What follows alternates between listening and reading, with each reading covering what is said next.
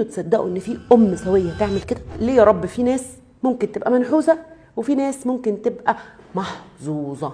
لو انت ام النهارده والام دي عندها ولدين تحبهم جدا جدا جدا وهي ام سويه، هل ينفع الام دي تيجي النهارده تدي لواحد فيهم حضن وفلوس وكلام حلو وتكتب له بيوت وتكتب له عمارات وتكتب له مش عارفه ايه ومعيشاه في هنا وفي سعاده وفي كل حاجه، وتيجي واحد تاني تحرمه من كل حاجه وتقسى عليه وتعذبه وتحرمه؟ انتوا تصدقوا ان في ام سويه تعمل كده؟ مستحيل. ليه؟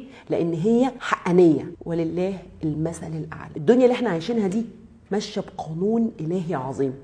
القانون ده اسمه قانون الحق، ماشي بتوازن رهيب. مفيش حاجة في الكون بتاع ربنا سبحانه وتعالى في قانون الله الحق اسمه حد محظوظ ولا حد منحوس، أبدا، مستحيل. ليه؟ لأن الله اسمه الحق. ربنا سبحانه وتعالى ادانا قوانين في الكون، القوانين دي في القرآن ربنا ادانا حاجات، والله مشيتي مع القوانين فمن اتبع هدايا فلا يضل ولا يشقى، والعكس ومن أعرض عن ذكري فإن له معيشة ضنكا. انسي في حياتك إن يكون في حاجة اسمها ظلم. الفكرة دي أنت تبنتيها من أفكارك ومن حاجات حصلت لك، ممكن تكوني أنت تبنتيها.